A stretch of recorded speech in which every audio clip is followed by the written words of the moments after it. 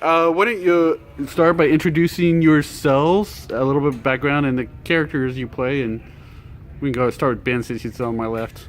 Hi, I'm Ben Dickey, and I'll be playing Dr. Frederick Frankenstein, not Frankenstein. And I'm Andy Robinson, and I'll be playing the monster. And the two of us started working here 14 summers ago. This is our 14th summer at the Wagon Wheel, off and on for Ben, more consistently for me. So. Okay. And I know you were on the last show, Edwin Drood, but Ben, you haven't been on actually acting on the stage in a while, have you? 2009 was the last time I was on stage. The last show I would have done, I guess, Unsinkable Molly Brown. The last notable role, though, would have been Guys and Dolls, opposite Jen Dow as at Adelaide and myself as Nick in Detroit. So it's good, and get to play with her in this show as well, because she's Frau Blücher, who conjures the winning horses throughout the piece. But she's back. Kira Lace Hawkins is in this show. We have some old timers among the principals, which is fun for us. Yeah, so. yeah. And I rewatched this movie like 2 weeks ago, so and my understanding is the musical isn't that much different from the movie. It follows the film actually quite closely, and the only big changes are some production numbers, which of course you want, showcasing Scott Michael's fabulous direction and choreography. But the scenes are really intact. All the jokes you love from the film are really in this musical, and I'd like to think that while we're not aping the film, we are paying homage quite often to the things that fans of the film will know and love. Well, and Mel Brooks loved old pieces, old musicals, old films, right? And so the adaptation that he did of the film Young Frankenstein is very smartly located as a 30s, 40s movie musical. So there's the places where the story the film story has been expanded all sort of fit in a logical way, and like even punchlines of jokes turned into musical numbers is kind of seems to be a formula that he followed. So. And that's a great distinction too. Oftentimes you'll have a film adapted for the stage by an outside team, but this is Mel Brooks' own film and his own theatrical products, so obviously he's going to take a lot of careful ownership over the production, and that's what you get to see when you come see the show. And he's only adapted two of his own works, right? The Producers and Young Frankenstein. Yeah, there was talk about Blazing Saddles, but I think it's been on the back burner for a while.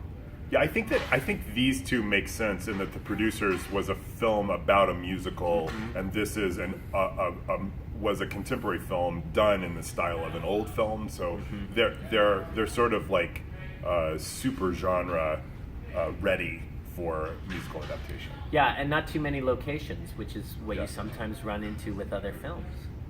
Yeah. We're pretty much in the castle. That's right. Or on the stage. So, have you guys always have you done Mel Brooks shows before elsewhere, or is it you guys always wanted to do never this? Been in The Producers. It's a show that I would like to do at some point. But I've been a fan of the films. In fact, my little sister and I, this was one of the films that we watched all the time. The silent movie of his, of course, Spaceballs, Blazing Saddles. I grew History of the World. Just grew up watching all of those movies. I think if you're a student of comedy, which Ben and I would both say that we are, like Mel Brooks and his style and that company of actors he worked with pretty much throughout his work in the 60s and 70s and 80s is like I feel like I know that I've learned things from watching those old films that we're then putting into practice in whatever directing work we're doing, because we tend to work a lot with comedies when we work in the play here or elsewhere. So there are some basic rules you learn by watching somebody masterful like Mel Brooks and Gene Wilder and Peter Boyle, Madeline Kahn. Well, and also as fans of musical theater, because Mel Brooks has an interesting history in his upbringing where he really grew up around Broadway and grew up around those summer camps in upstate New York, where a lot of those Broadway writers and old vaudeville hands crafted their art. Those are big influences that carry throughout, which is why, again, the show lends itself to a Broadway-style production, because that's something that he grew up with and loved, and is evident in his films as well. Right. Okay.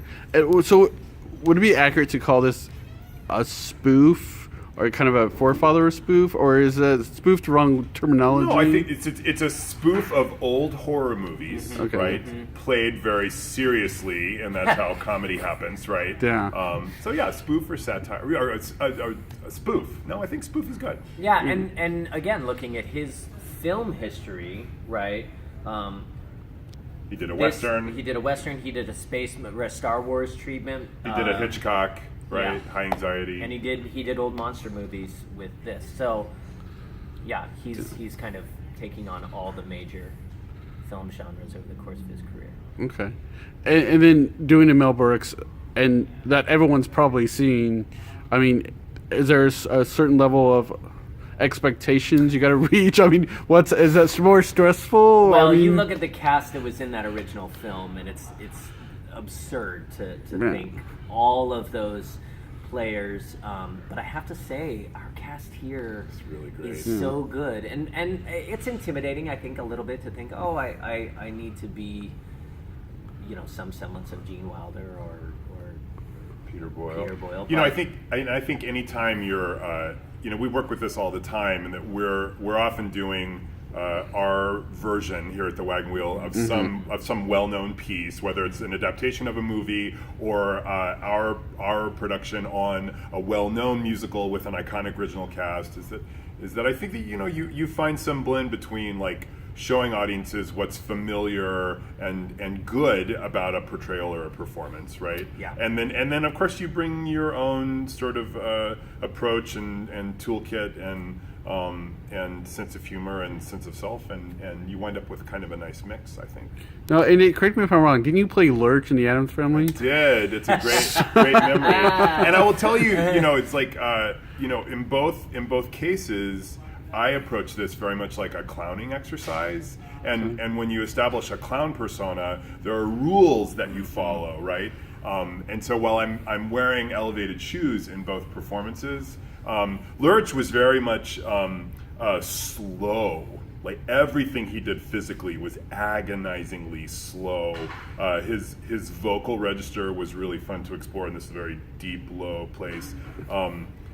Also very savvy, very smart, just not very communicative. Whereas the monster in Young Frankenstein is very sort of like childlike. I sort of think of him as like sort of having a new birth as he wakes up and comes alive, right?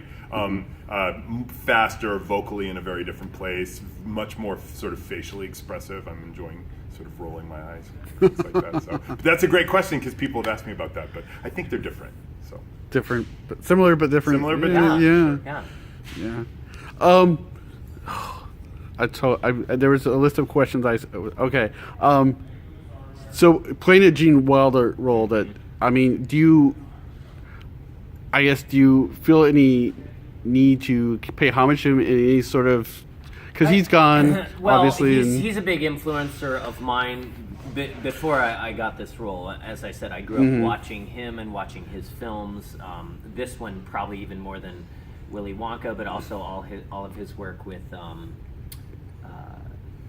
who's the comedian? Richard Pryor. Richard Pryor, right? Yeah. All those films I grew up watching because they were often on cable and syndication, and so I feel like the very unique kind of straight man thing that he does is really remarkable and kind of patented, and I'd like to think that there are influences in my performance. Sure.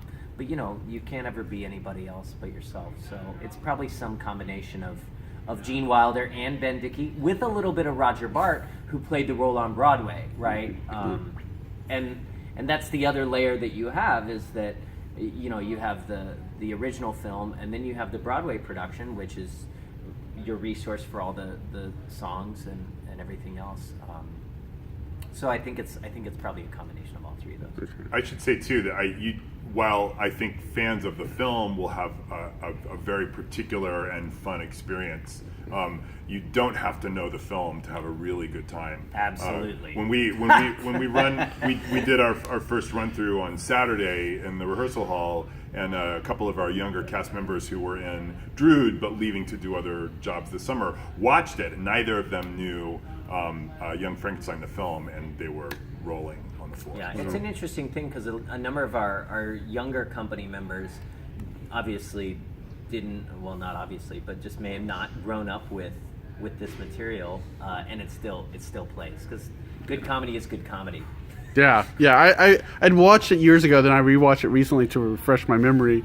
But one thing I was thinking was the content. To me, it's like kind of in today's the content was just kind of, it somewhat was adult, I guess. Yeah, sure. But then again, it's like in movies today, it's far worse. So I guess how would you describe the adult content anymore? Is it even an issue, or is it? Yeah, I mean, I think it's rated PG. It's definitely, but it's all innuendo. There's a lot made of double entendre, and sort of. And again, those themes are prevalent through Mel Brooks. He's a master of entendre and reference and winking at an idea without directly stating it. And watch any of his films, and sex is at the center in a very funny way. He's always poking fun at that. He's always playing with status, right? And we know that there's all kinds of situations that come out of somebody having very high status and then being brought very low or kind of to a base level. Just classic comedy. Classic comedy, and that's throughout all of his work, and so we're embracing that, and we think our audience is going to as well. Too. Okay. Sort of making a segue. This is about Frankenstein's Monsters, a comedy. And then the next thing you two are directing The Crucible, which is totally like 180, and it's kind of about, the only connection is it goes from monsters to witches. Which, so I guess, what can you tell me about The Crucible and what you guys are doing with it, and how going from a comedy like this to something a little darker and. We're very excited to offer a true drama at the Wagon Wheel, which hasn't been on the stage here for 10 or 12 years, since To Kill a Mockingbird. And one of the great, I think The Crucible is like one of the masterpieces of English literature and American theater. I think it's like it's hard to beat in terms of tragedy coming out of American history and the American experience. And we've had the real pleasure to work on now on this stage Midsummer Night's Dream, Importance of Being Earnest, Blythe's Spirit, now The Crucible, again talking about the sort of scope, lexicon of theater history. Yeah. This fits right in there, and so it's an honor to put up a play like that, comedy or drama. Yeah, well, The Crucible has a lot of politics going with it under. Well, it's funny because Arthur Miller wrote it as an allegory, but you can't play allegory. So we work with the actors to simply play the story of John Proctor and the world around him and what's happening. And I think the takeaway about politics in the 1950s or politics now is sort of up for the audience to determine. But we stay truthful to the situation of the story as it's told, and ideally the work does that on its own. So, yeah. But it's a very interesting. It's our production. I think we would say that for the Wagon Wheel Theater, it's going to be a bit stripped down, meaning that we're really working in a much more kind of experimental way for the Wagon Wheel Theater. We have a fabulous.